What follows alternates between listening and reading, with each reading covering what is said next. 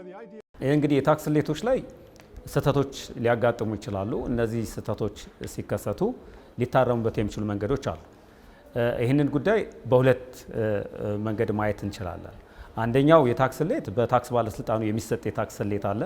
ምናልባት የታክስ ባለስልጣኑ በሰጠው የታክስ ስሌት ላይ በተለይ ደግሞ በሂሳብ መዝገብ መሰረት በሚወሰኑ የታክስ ስሌቶች ላይ ስህተቶች ሲያጋጥሙ የሚታረምበት ሁኔታ አለ። ሁለተኛው ደግሞ ራሱ ግብር ከፋዩ ወይም ታክስ ከፋዩ ያቀረበው የራስ ታክስ ስሌት የራስ ታክስ ስሌቱን ማሻሻያ የሚያደርግበት ሁኔታዎች አሉ ማለት ነው። የመጀመሪያውን ስናይ እንግዲህ የታክስ ባለስልጣኑ የሰጠውን የታክስ ስሌት የሚያሻሽለው መቼ ነው? ወይም ደግሞ ስህተት ሲፈጠር የሚታረመው መቼ ነው? እነዚህ ስህተት የተፈጠሩት ጉዳዮች ክርክር የማያስ ነው ወይም የታክስ ሕግ ጉዳይ የሌለባቸውና በጣም ቀላል የሆኑ ማይነር ስህተቶች ሲኖሩ ብቻ ማሻሻል ይችላል። ያ ማለት የመደመር የመቀነስ ወይም ደግሞ ሌሎች ሂሳብ መዝገብ ላይ ሊታዩ የሚችሉ በቀላሉ ሊታረሙ የሚችሉ የተለየ የህግ ጉዳይ ወይም የህግ ኩነቶች የሌሉበት ከሆነ ይህንን ማረም ይችላል የሚል የታክስ አስተዳደር አዋጅ ላይ ተቀመጣለ። ይሄ ራሱን የቻለ ደግሞ በመመሪያ ቁጥር 152/2011 ላይ ሂደት አለ። ይህንን የስህተት ይታረምልኝ ጥያቄ በግብር ከፋዩ ሊቀርብ ይችላል። እንዲሁም ደግሞ በታክስ ባለስልጣኑ በራሱ አነሳሽነትም ሊቀርብ የሚችል ጉዳይ ነው። ይህ ጉዳይ ሲፈጸም ወይም ደግሞ ይህን ስህተት ለማረም የመጀመሪያው ስህተት የተፈጠረበት የታክስ ዲፓርትመንት ያንን ስሌቱን ያወጣው የታክስ ዲፓርትመንት ኦዲት ሊሆን ይችላል ኦር ደግሞ ሌላ ክፍል ያንን የሰጠው ስሌት ያጣራና ለቅርንጫፍ ጽህፈት ቤቱ ወይም ደግሞ ለቅርንጫፍ ስራ አስኪያጅ ምን ያቀርባል? የውሳኔ ሀሳብ ያቀርባል። ይህንን የቅርንጫፍ ጽህፈት ቤቱ ስራ አስኪያጅ የቀረበለትን የስህተት ይታረምልኝ ጥያቄ አጣርቶ ሌሎች ባለሙያዎችንም አቅርቦ አወያይቶ መረጃዎችን ካጣራ በኋላ ውሳኔ ይሰጣል ማለት ነው። ይህንን ማድረግ ያለበት በ10 ቀናት ውስጥ ነው ውሳኔ መስጠት ያለበት። በዚህ 10 ቀናት ውስጥ ውሳኔ ከሰጠ በኋላ ግብር ከፋዩ ላይ ስህተቱ አይታረምም ተብሎ ከተሰጠው ደግሞ ግብር ከፋዩ አሁንም ቅሬታ ካለው ይህንን ሂደት ተከትሎ ቀጣይ ስቴፕ መሄድ ይችላል። ወደ ታክስ ኦፕሬሽን ዘርፍ ሚኒስትር ዴኤታ ድረስ መሄድ ይችላል ማለት ነው። እዛ ከሄደ በኋላ አሁንም ያ ሚኒስትር ዴኤታው የታክስ ኦፕሬሽን ዘርፍ ሚኒስትር ዴኤታ ይህንን ሀሳብ ተቀብሎ መርምሮ ውሳኔ ከሰጠ በኋላ አይታረም የሚል ውሳኔ ከሆነ ግብር ከፋዩ የመጨረሻ ውሳኔ የሚሆነው የሚኒስትር ጽህፈት ቤት ድረስ በማቅረብ ይሆናል። እንግዲህ የሚኒስትሯ እንግዲህ ከረንትሊ ወይዘሮ አይናለም በሰጡት ውሳኔ መሰረት የመጨረሻ ይሆናል ማለት ነው። ይሄ የታክስ ባለስልጣኑ በሚሰጠው የታክስ ስሌት ላይ የሚደረግ ማሻሻያ ላይ ወይም ደግሞ እርማት ላይ የሚደረገው ሂደት ነው። ሁለተኛው የምናየው ግብር ከፋዩ ያቀረበው የራስ ታክስ ስሌት ማሻሻያን በሚመለከት ነው። ይሄ ራሱን የቻለ በቅርብ በ2015 የወጣ 181/2015 የሚል መመሪያ አለ። በዚህ መመሪያ መሰረት ግብር ከፋዩ ያሳወቀውን የራስ ታክስ ስሌት ማሻሻያ ሊጠይቅ ይችላል ማለት ነው።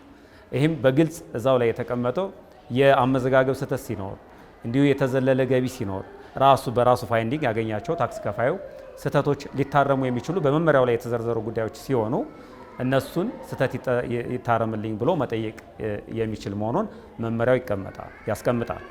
ነገር ግን እነዚህ የራስ ታክስ ስሌት ማሻሻያዎች ላይ ምናልባት ታክስ ከፋዩ ሊከለከልባቸው የሚችሉ ጉዳዮች አሉ። የራስ ታክስ ስሌት ማሻሻያ የሚከለከልበት ሁኔታ ማለት ነው።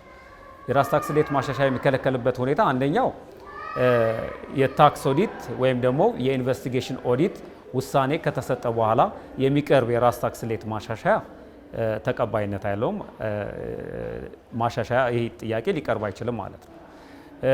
ሌላ ሁለተኛ ደግሞ ምናልባት በዚህ የታክስ ጊዜ ማሻሻያ በተጠየቀበት የታክስ ጊዜ ከዚህ ቀደም ጥያቄው ከመቅረቡ በፊት በዚሁ በተመሳሳይ የታክስ ጊዜ ላይ የራስ ታክስ ስሌት ማሻሻያ ተጠይቆበት ከነበረ በእነዚህ ሁለቱ ምክንያት ውስጥ እነዚህ አይነት ማሻሻያዎች ግብር ከፋዩ ሊከለከል ይችላል ማለት በመመሪያው መሰረት። እንግዲህ ይህንን የማቅረቢያ ጊዜ አዋጁን ቅድም እንደጠቀስ ነው በአንቀጽ 28 መሰረት የታክስ ባለስልጣኑ የተቀመጠው ጊዜ እዚህም በታክስ ከፋዩ ላይ የ5 ዓመት ጊዜ ውስጥ ያው ሊሚቴሽን ፔሪየድ ወይም ደግሞ የይርጋ ዘመን የሚባለው ስላለ በዛ መሰረት ይህንን የራስ ታክስ ስሌት ማሻሻያ የማቅረብ መብት እንዳለው መመሪያው ያስቀምጣል ማለት ነው። ከዚህ በፊት ምናልባት 144/2011 የሚል የራስ ታክስ ስሌት ማሻሻያ ማቅረቢያ መመሪያ ነበር።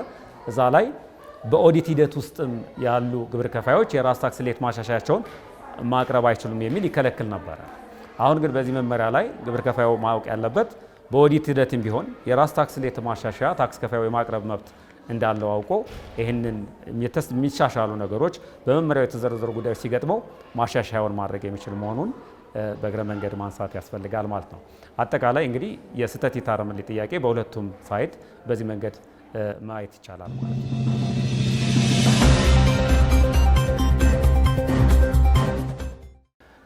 የስህተት ይታረምልኝ እንግዲህ እነዚህ ጊዜዎች ካለፉ ያው ይሄ እንደ መብት ነው፣ እንደ ፕሪቪሌጅ ነው የሚቆጠረው። እነዚህን ተከትሎ መጨረስ አለበት። ነገር ግን እዚህ ላይ በጣም ጥንቃቄ ማድረግ ያለባቸው ግብር ከፋዮች ይህ የማሻሻያ ከ10 ቀን ጊዜ ጠብቆ ከዛም ደግሞ የኦፕሬሽን ዘርፍ ላይም እንደዚሁ 10 ቀን ተጠብቆ ውሳኔ ከተሰጠ በኋላ ድጋሚ ቅሬታውን ማቅረብ ሂደት እንደተጠበቀ ሆኖ ግን ጎን ለጎን እነዚህ በወሳኝ የታክስ ቅሬታ ሊቀርብባቸው የሚችሉ የታክስ ጉዳዮች ካሉ ግን ሳይት ቱ ሳይት የታክስ ቅሬታ አጣሪ ጽሕፈት ቤት ላይ ቅሬታውን የማቅረብ ግዴታውን መወጣት አለበት። ምናልባት የስህተት ይታረምልኝ ጥያቄ እየጠየቀ የታክስ ቅሬታ አጣሪ ጽሕፈት ቤት ላይ ወይም የታክስ ቅሬታ ላይ መቅረብ ያለበት ጊዜ ካለፈ 21 ቀኑ ማለት ነው ካለፈ፣ ይህም ደግሞ ሌላ ችግር ስለሆነ ሳይት ቱ ሳይት ግብር ከፋዩ ቅሬታ ማቅረብ ባለበት ላይ ቅሬታ ያቀርባል። የስህተት ይታረምልኝ ማይነር ስህተቶችን ይታረምልኝ ጥያቄ ደግሞ ከቅርንጫፍ ጽሕፈት ቤት እስከ ሚኒስትር ድረስ ባለው ሂደት ጊዜውን ጠብቆ በተሰጠውን መብት መጠቀም አለበት። እንግዲህ ያንን ጊዜ ካልጠበቀ መብቱን እንደተወ ነው የሚቆጠረው ማለት ነው።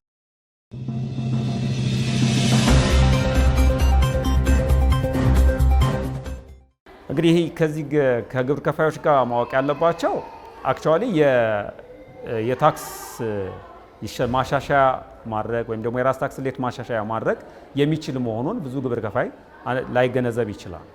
ስለዚህ በተለይ መመሪያ ቁጥር 181 2015 ላይ የሚወጣ ከመሆኑ ጋር በተያያዘ ይህ አይነት እድል ይህ አይነት የማቅረብ መብትም መመሪያው የሰጠው ከመሆኑ ጋር በተያያዘ ግብር ከፋዩ ይህንን ጠብቆ ያንን መብቱን ኤክሰርሳይዝ ማድረግ ይችላል ማለት ነው።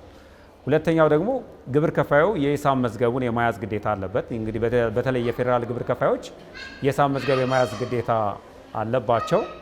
ይህንን ጠብቀው የሂሳብ መዝገባቸውን ይዘው በወቅቱና በጊዜው ግብራቸውን አሳውቀው የመክፈል ግዴታቸውን እንዲወጡ ነው ከዚህ ከታክስ ስሌት ጋር ማየት ያለብን። ካልሆነ ግን አሁን የተጠቀስናቸውን አማራጮች የታክስ ባለስልጣኑ የሚወስድ ነው የሚሆነው። የግምት ታክስ ስሌትም አሁን እስከ ጥቅምት 30 በወቅቱ ሂሳብ ሪፖርቱን ያላቀረበ ሰው በ4 ወር ጊዜ ውስጥ መብት ተሰጥቶታል እንዲያቀርብ፣ ባሳወቀው መሰረት ደግሞ ክፍያውን እንዲከፍል። ነገር ግን ይህንን ባለማድረግ ጊዜው ካለፈ ወደ ግምት ውሳኔ ይካሄዳል ማለት ነው።